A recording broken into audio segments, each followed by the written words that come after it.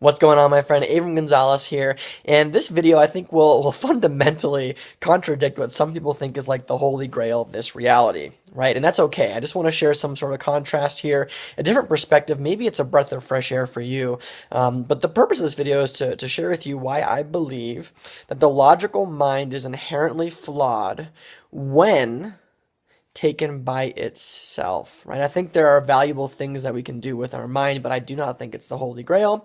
I do not think it's going to be the solution to some of the planet's greatest problems, and I certainly don't think it's the only thing that we should rely on as people in moving forward and creating a different future, right? And the reason I know this is because, if the logical mind had all the answers, right, including the subconscious mind, we would have like figured this reality out a long time ago. But it just doesn't work like that, right? This world is made of paradoxes. Things that make sense for one person or are true for one person are totally the opposite for somebody else, right? And for a paradox to exist, it will never make any logical sense. Right? It will never make any logical sense. It's just the way the world works, right? And that's why I believe logical thinking and critical thinking in themselves, are inherently flawed, right? Because it takes something else. It takes something else to create magical ideas.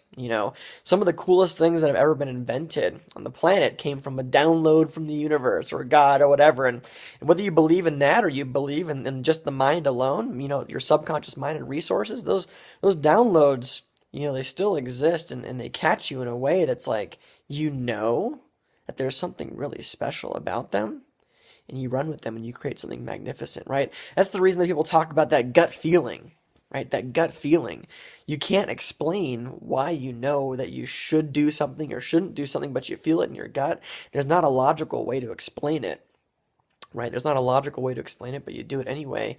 And then you find out 6 months from then that even though it seemed like totally illogical to do it, you find out that if you hadn't done it that way, this wouldn't have happened, this wouldn't have happened, this wouldn't have happened, this wouldn't have happened. All this amazing stuff wouldn't have happened if you would have paid attention to your logical mind. So that's my message for the day, right?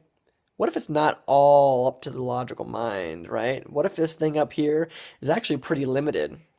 And what if what's really required is actually bring some of that intuition back into the world? Because I believe that awareness and intuition are one of the most undervalued resources in the entire world, right? It's that thing, it's that unexplainable essence, magic, source, energy, whatever you want to call it, that has brought so much amazing stuff to this world, and it simply cannot be ignored, right? It simply cannot be ignored, and the biggest problems of our generation and that we experience now will not be solved by the logical mind. The logical mind will be a part of it, but a lot of it will come from heart, it will come from intuition, it will come from the knowing of what's possible. And that's it for today's video. Thanks for watching.